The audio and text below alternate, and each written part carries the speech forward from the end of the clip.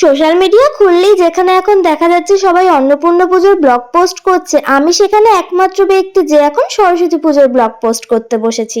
তোমরাও এখন নিশ্চয়ই ভাবছো সরস্বতী পুজোর ব্লগ বলে কেকের ভিডিও কেন দেখাচ্ছে। দাঁড়াও সবটাই ক্রমশ প্রকাশ্য। একদিকে কেক রেডি করছি, অন্যদিকে শুনতে পাচ্ছি পাড়ার পুজো মণ্ডপে ঠাকুর মশাই চলে এসেছে পুজো দিতে, তাই কোনো রকমে স্নান করে চলে গিয়েছিলাম অঞ্জলি দিতে। এই পুজোর উদ্যোক্তা একেবারেই বড়রা কেউ নয়, এই ছানাপোনাগুলো মিলেই এই পুজোটা করছে। অঞ্জলি দিয়ে ঠাকুরের প্রসাদ নিয়ে চলে এলাম বাড়ি। সরস্বতী পুজোর উপোস যেহেতু সাদা খই খেয়ে ভাঙতে হয়, তাই আমি সেটাই আগে তুলে নিলাম। এখন কিন্তু কেউ আর ছোট নেই, আমাদের আয়ুষ এই বছর উঠেছে ক্লাস 9-এ, একটু গাড়িও চালাতে পারে। তাই এই বছর সে তার মায়ের কাছে বায়না ধরেছে সে গাড়ি নিয়ে ঠাকুর দেখতে যাবে।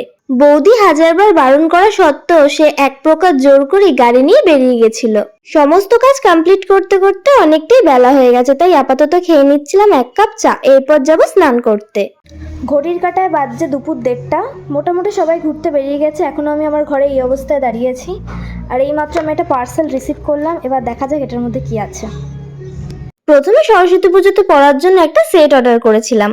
যেদিন ওটা আসার কথা ছিল সারাদিন অপেক্ষা করার পরও আমি আমার পার্সেলটা হাতে পাইনি। 3 দিন অপেক্ষা করার পর দেখি আমি যে সেটটা অর্ডার করেছিলাম সেটা আউট অফ স্টক হয়ে গেছে, সেই কারণে অটোমেটিক আমার অর্ডারটাও ক্যান্সেল হয়ে গেছে। অগত্যা আমি এই সেটটা অর্ডার করেছিলাম, যদিও আমাকে দেখাচ্ছিল এটা আসবে 25 তারিখ, কিন্তু সরস্বতী পুজোর দুপুরবেলায় এটা আমি হাতে পেয়ে গেলাম।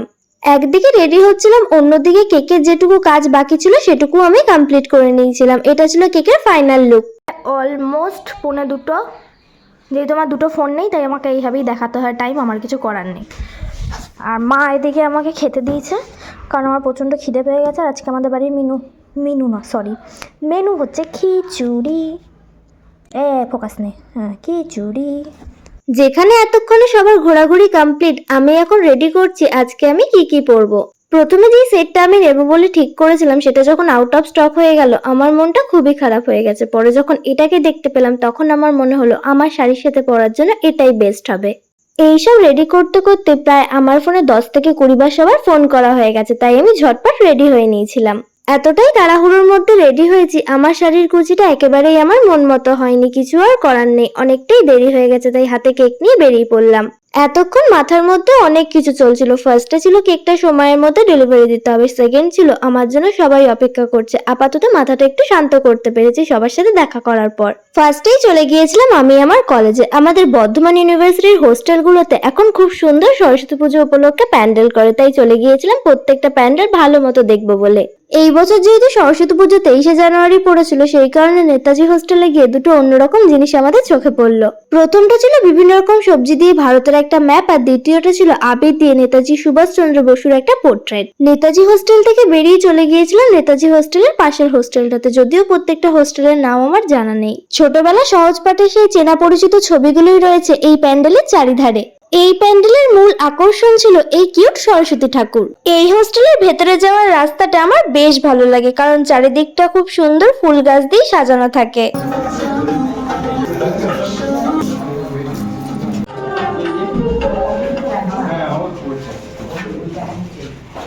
এই হোস্টেলের থিম কিন্তু এখনো অব্দি শেষ হয়নি। এতক্ষণ ছিলাম ভেতরের দিকে, এবার যাচ্ছি বাইরের দিকে। এইখানে যত সুন্দর সুন্দর স্কেচ আর্ট গুলো তোমরা দেখতে পাচ্ছ প্রতিটা কিন্তু একজন স্টুডেন্টেরই করা। বেঙ্গলি ডিপার্টমেন্টের রোহিত বিশ্বাস বলে একজনের। প্রতিটা ছবি এত নিখুঁত আর সুন্দর করে আঁকা, আমি তো প্রতিটা ছবি অবাক হয়ে দেখছিলাম। এই সাথেই ছিল কিছু সুন্দর সুন্দর লেখা।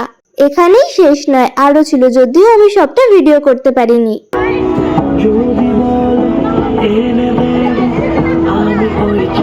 এটা ছিল এই বছর সরস্বতী পুজোর আমার ফাইনাল লুক।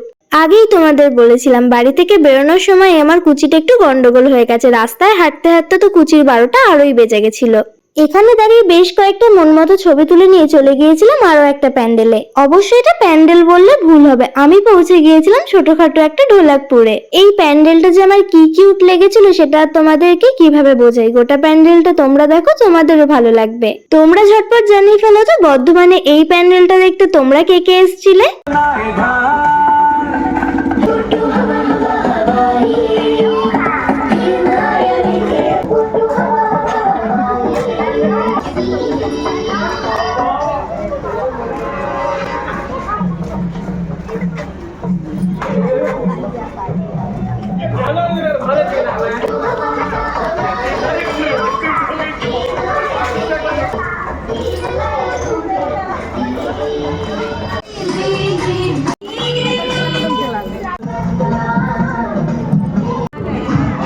কথাগুলো শুনতে হয়তো একটু বোকা বোকা লাগবে, ছোটবেলায় দেখা এই কার্টুন ক্যারেক্টারগুলো যখন আজকে চোখের সামনে দেখছি, ছোট বাচ্চাদের মতো মনটা আনন্দে ভরে যাচ্ছে। আর সব থেকে প্রশংসনীয় ছিল এই সুন্দর হাতের কাজ, কি সুন্দর নিখুঁত ভাবে প্যান্ডেলটা সাজিয়েছে, তাই না?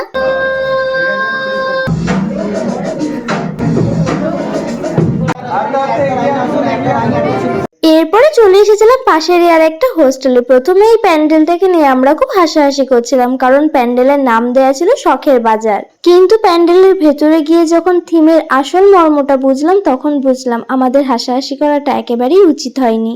এই দ্রব্য বৃদ্ধির বাজারও এক শ্রেণী হয়তো প্রতিদিন বাজারে গিয়ে নিজেদের পছন্দ মতো বাজার করে বাড়ি ফিরছে, অন্যদিকে আরেক শ্রেণী ভাবছে আজকের দিনটা তো যেমন তেমন করে কাটিয়ে ফেললাম, কালকে কি হবে।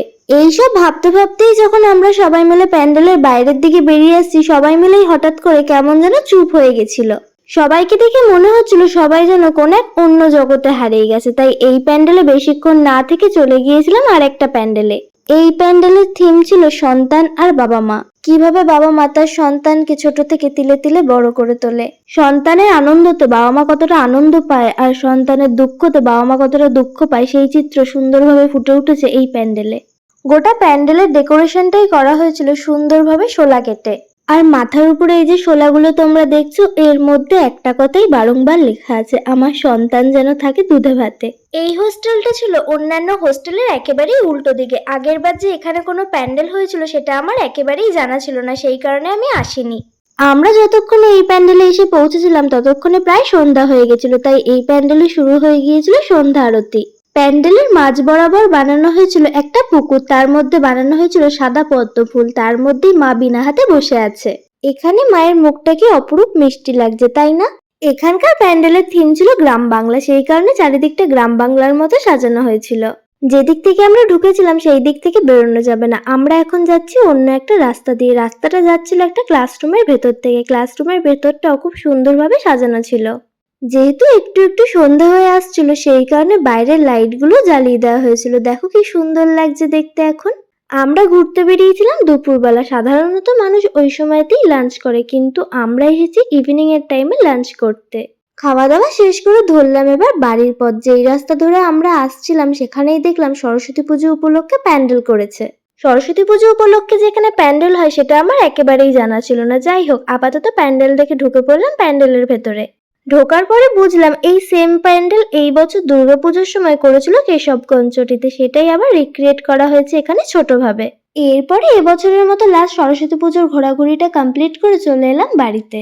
বাড়িতে এসে চেঞ্জ করে আবার চলে গিয়েছিলাম খাওয়া দাওয়া করতে। সকালবেলা যেখানে গিয়েছিলাম অঞ্জলি দিতে, সেখানেই আজকে খাওয়াচ্ছিল খিচুড়ি, তাই চলে গিয়েছিলাম সেখানেই খিচুড়ি খেতে। এক ভাই এখানে খাওয়া দাওয়া করতে ব্যস্ত, আরেক ভাই এখানে সবাইকে পরিবেশন করতে ব্যস্ত। খিচুড়ি, তরকারি, চাটনি, পাঁপড় এইসব দিয়ে খাওয়া দাওয়া করে চলে এলাম বাড়িতে। আমার এই বছরের সরস্বতী পুজোটা কেটেছিল ঠিক এইভাবেই। ভিডিওটা তোমাদের কেমন লাগলো জানিও। ভিডিওটা ভালো লাগলে অবশ্যই একটা লাইক করো। চলো তাহলে আজকের জন্য এইটুকু, টাটা, বাই বাই। তোমাদের সাথে দেখা হবে নতুন একটা ভিডিওতে খুব তাড়াতাড়ি।